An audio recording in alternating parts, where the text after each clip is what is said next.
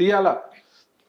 మీకు మీ అకౌంట్ లో ఏదో పడుతున్నాయి, వాళ్ళకి ఏమైనా అవసరం ఉన్నాయేమో డబ్బులు పడుతున్నాయి అనుకుంటాం. మీ అకౌంట్ 3 రోజులు 4 రోజులు 5 రోజులు వాడేసుకొని ఇన్ డెప్త్ ఏం తెలియదు మీకు ఇచ్చే డబ్బు ఇచ్చేస్తారు. నెక్స్ట్ మీరే ఇంకో అకౌంట్ ఇవ్వడము, ఇంకో అకౌంట్ ఇవ్వడము, అకౌంట్లు కొనుక్కుంటారు. కొందరు ఏం చేస్తారు, 10,000 15,000 20,000 మంత్లీ డబ్బులు ఇచ్చి అకౌంట్ కొనుక్కుంటారు. వాళ్ళ అకౌంట్లో ట్రాన్సాక్షన్స్ అంతా వీళ్ళ చేతిలోనే ఉంటుంది. చెక్ బుక్ వీళ్ళ దగ్గరనే ఉంటుంది, మొబైల్ యాప్ వీళ్ళ చేతిలోనే ఉంటుంది, పాస్వర్డ్స్ వీళ్ళ చేతిలోనే ఉంటుంది. వీడు విత్డ్రా చేయొచ్చు, డిపాజిట్ చేయొచ్చు. కానీ లిమిట్ ఉంది కదండి, 2.5 lakhs సంథింగ్ 2 lakhs. బ్యాంక్ మేనేజర్లను మేనేజ్ చేస్తున్నారు. నెక్స్ట్ వచ్చేసి ఈ డబ్బు యాప్కి అనుసంధానం చేస్తారు.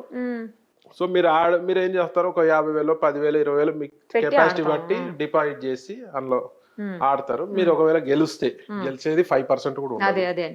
100 మంది ఆడితే 5 మంది కూడా గెలవరు. మీ అకౌంట్లోకి డబ్బులు అన్నీ వస్తాయి, మీ అకౌంట్కి వెళ్ళి డబ్బులు వాళ్ళ అకౌంట్లోకి పోతాయి. వాడు 3 రోజులలో వాడు ఏం చేస్తాడు, అకౌంట్ డబ్బులు వేరే థర్డ్ పార్టీ అకౌంట్స్ ఉంటాయి.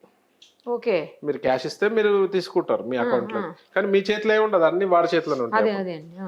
అకౌంట్లకు ట్రాన్స్ఫర్ చేస్తే వాడు ఏం చేస్తాడు, 2% 3% తీసుకొని వాడు వీళ్ళకి డబ్బు ఇస్తాడు, బ్లాక్ మనీ.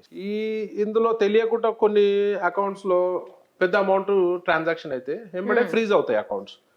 దానికి మళ్ళీ దొంగ బిల్లులో దొంగ ప్రూఫ్స్ చూపించి అన్ఫ్రీజ్ చేయించుకొని, లంచాలు ఇచ్చి అన్ఫ్రీజ్ చేయించుకునే అవకాశాలు కూడా ఉంటాయి.